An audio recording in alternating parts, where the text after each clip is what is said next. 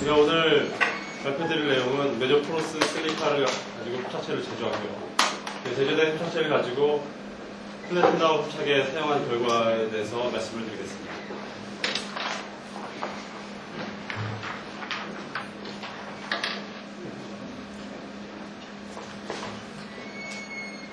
먼저 플래티넘이 속해 있는 플래티넘 메탈은요.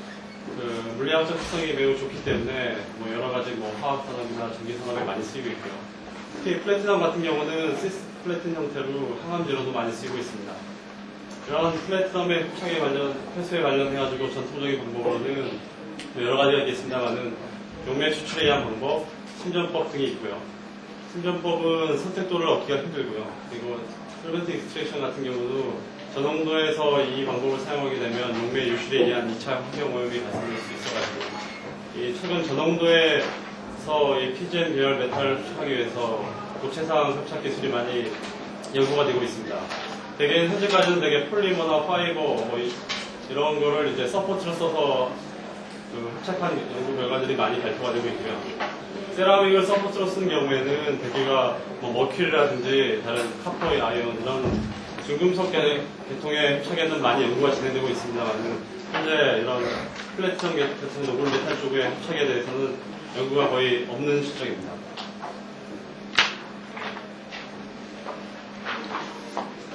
그러면 이런 세라믹 서포트를 전통적인 세라믹 서포트인 경우에는 포어가 불규칙적이기 때문에 어떤 메탈을 흡착할 수 있는 케미컬 에이전트를 서포트 위에 펑셔널리제이션 하는 과정에서 이런 포어 막힘이라든지 바틀렉 현상에 의해 가지고 흡착 효율이 떨어지는 경우가 있고요.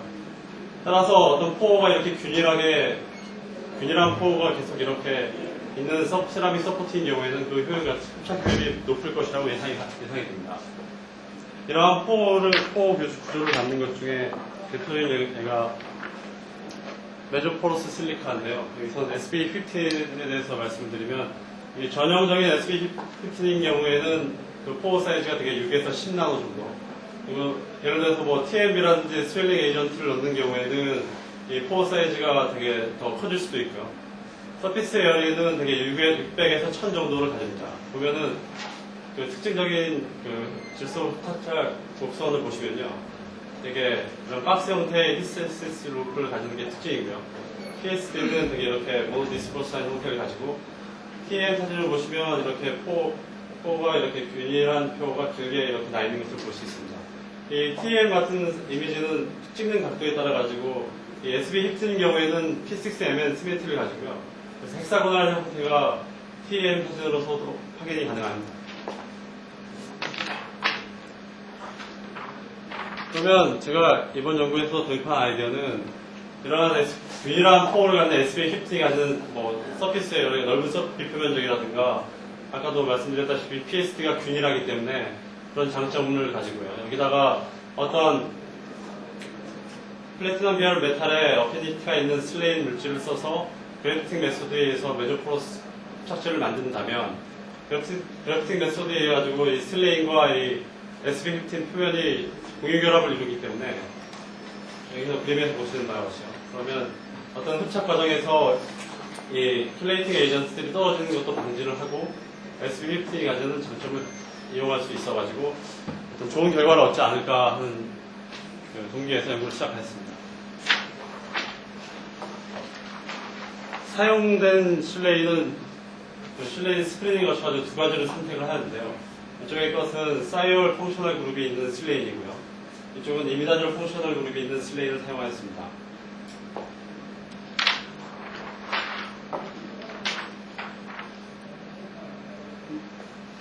목적을 다시 한번 말씀드리면 이미다졸 펑셔널 그룹을 SB15에 그래프팅 시켜가지고 흡착제를 하나 만들고요.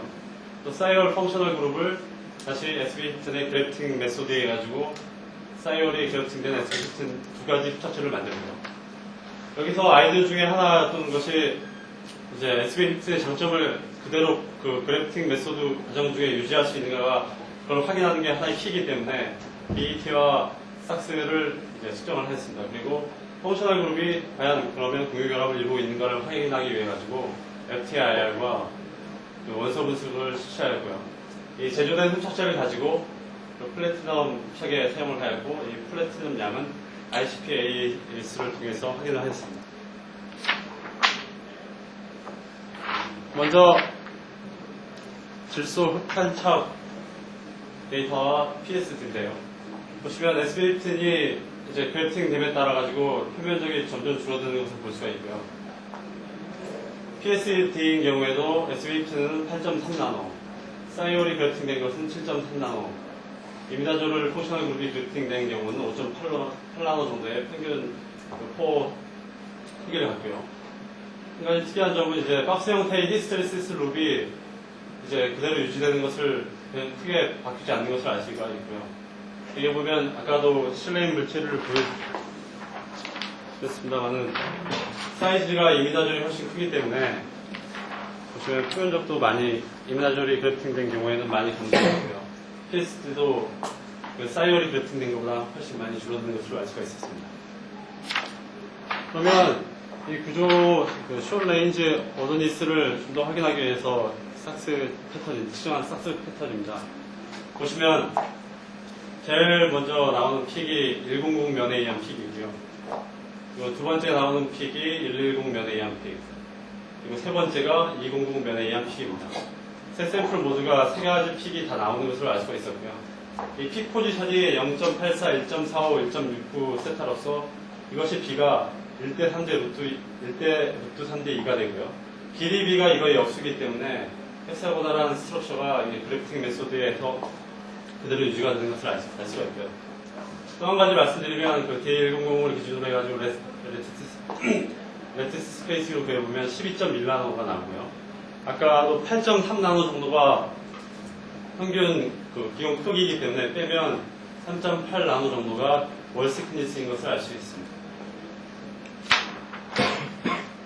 그래서 일단 그래프팅 메소드를 통해서 그 SB15이 구조가 크게 바뀌지 않는 것을 확인을 했고요.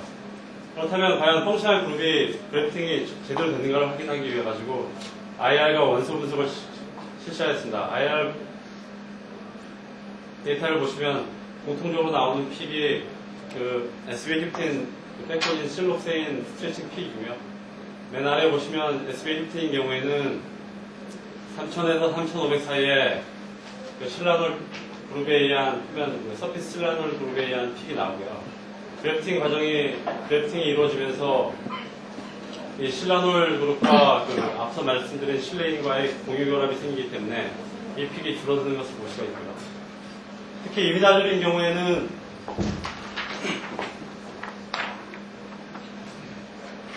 보시면 CN 더블 본드에 의한 픽이 1600에서 1610 근처에서 나타나는 것을 확인하였습니다. 사이올인 경우에는 SH 스트레칭 픽이 2580에서 보여야 되는데요. 이게 원래 픽이 되게 위크하기 때문에 나타나지 않았습니다. 그래서 이 사이올이 그래프팅된 것은 원소 분석을 통해서 컨펌을 하였고요. 그 펑셔널 그룹이 얼마나 그래프팅됐나를 알아보기 위해서 원소 분석을 실시하는데요. 그 펑셔널 그룹이 그래프팅된 양의 컨텐츠는 이미다졸인 경우에는 나이트로젠의 컨텐츠를 기준으로 하였고요. 사이올인 경우에는 설퍼의 컨텐츠를 기준으로 하였습니다. 이것을 기준으로 하여 사이올인 경우에는 0.58mm몰, 이미다졸인 경우에는 2.3mm몰이 그래프팅된 것으로 그람당, SOA 흡착제 그람당 그래프팅된 것을 알 수가 있었습니다.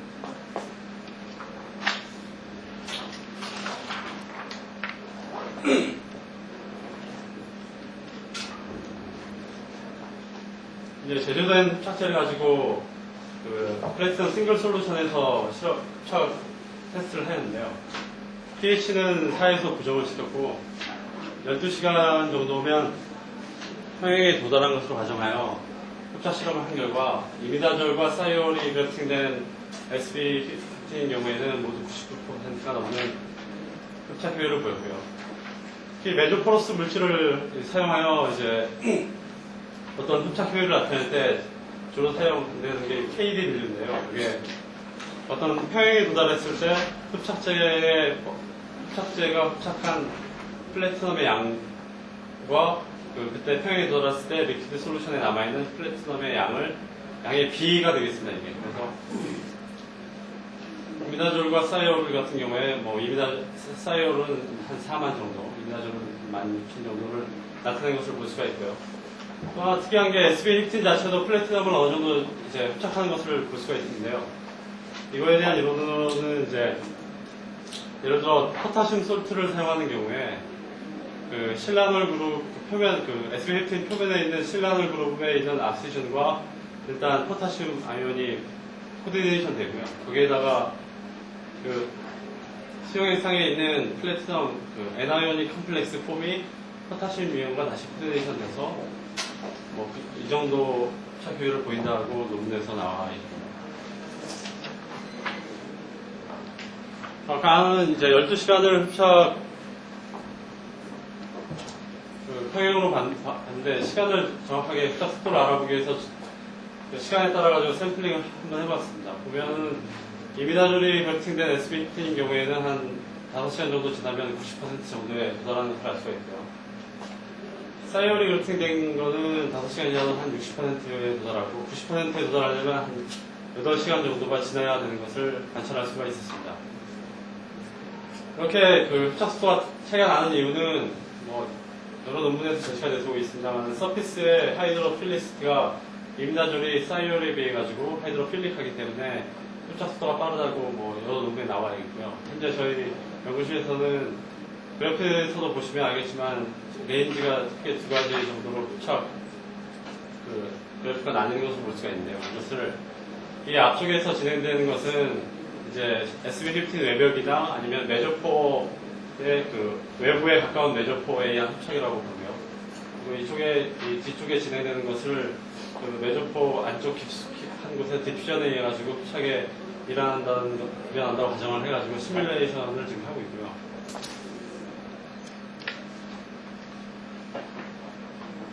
그리고 플래티넘 10mm몰, 20mm몰, 30mm몰 아까 실험은 1mm몰 상태에서 했고요. 10mm몰, 20mm몰, 30mm몰 상태에서 이제 맥시멈 캐퍼시티 추정하였습니다. 이미다졸 경우에는 한 1.1mm몰 per g이 나왔고요. 사이올이 그룹된 SB15인 경우에는 0.6mm몰 per g이 나오는 것으로 보아 대충 메탈 투 리간드 레이쇼가 이미다졸이 결팅된 것은 1대1, 사이올이 결팅된 것은 1대1로서 사이올 포셔널 그룹 같은 경우는 머큐리 흡착에 많이 사용이 되는데요. 거기도 그 머큐리를 흡착하는 경우에도 되게 1대1을 보이고 있고요.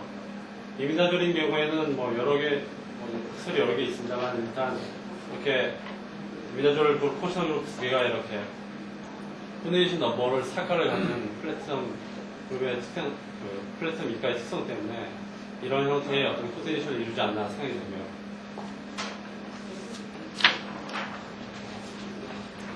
제조된 흡착제를 가지고 선택도를 실험해 보았습니다. 보시면 플래티넘, 니켈, 카파, 캐드뮴 각각 100몰 상태에서요. 1mm몰 상태에서 pH는 4에서 했고요.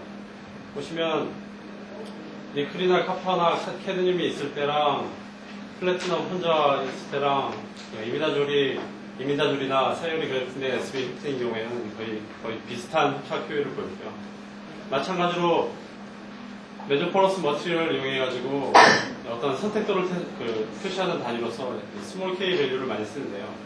이거는 예를 들어서 K 플래티넘 니켈 스몰 K라고 그러면 플래티넘의 앞서 말씀드린 KD 밸류와 니켈의 KD 밸류의 B가 되겠습니다. 보시면 이미다졸이 결팅된 SB15이나 사이올이 결팅된 SB15 둘 다 매우 높은 것을 알 수 있고요. 특히 사이올이 결팅 경우에는 4,000에서 2,000 사이 굉장히 높은 것을 볼 수가 있었습니다.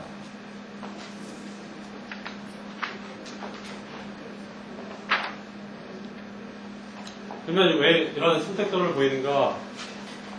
종전에는 되게 피어슨의 하드 소프트 애시드 베이스 이론을 많이 쓰는데요. 이걸로는 정확한 선택도를 예측을 할 수가 없겠고요. 그리고 또 하나의 이론으로는 이제 하이드레이션 이제 깁스 에너지를 이용해가지고 이 에너지가 그 음의 값이 되게 크면 클수록 하이드레이션 되는 경향이 강하고 그렇게 되면 어떤 리간드와의 인터랙션이 감소된다는 걸로 설명을 하고 있는데, 이거는 여기 보시면 뭐 리간드와 인터랙션을 거의 무시하였기 때문에 역시 선택도를 나타내는 데도 문제가 있다고 볼 수가 있겠고요.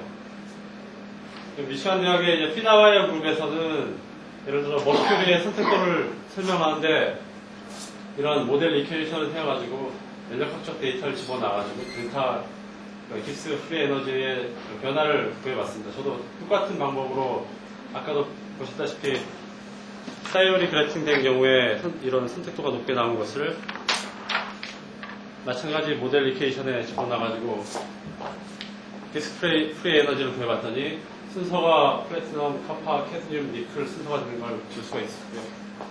앞서 보시면 KD 값이 플래티넘, 그리고 카파, 캐드뮴, 니클 이런 순서로 나온 걸로 봐.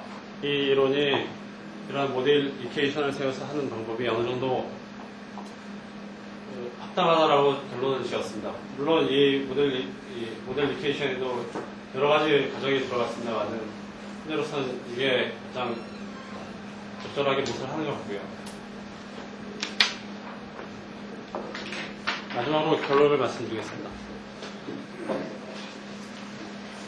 메조포로스 실리카 SP15을 가지고 흡착제를 제조하였는데요. 흡착제를 제조하는 그 방법으로는 그래프팅 메소드를 썼고 그 과정에서 포 스트럭처가 유지되는 것을 BET나 삭스 등을 통해서 알아봤고요. 그리고 이미다졸이 그래프팅된 SP15과 사이얼 펑셔널 그룹이 그래프팅된 SP15 모두가 플래티넘의 매우 높은 흡착률을 나타내는 것을 볼 수가 있었고요. 그리고 선택도도 두 케이스 모두 괜찮았습니다만 사이얼이 그래프팅된 것은 굉장히 좋은 선택도를 보여줬고요. 현재는 아까도 말씀드렸다시피 어떤 바인딩 메커니즘으로 요것들이 아까 맥시멈 캐퍼를 테스트했을 때 1대2 뭐 이런 식으로 나왔는데 그걸로 이게 정말로 그런 코디네이션 방법에 의해 가지고 흡착이 되는 건지 그런 것을 현재 연구하고 있고요. 그리고 롱텀 코디네이션에 대해서 지금 연구가 진행 중입니다.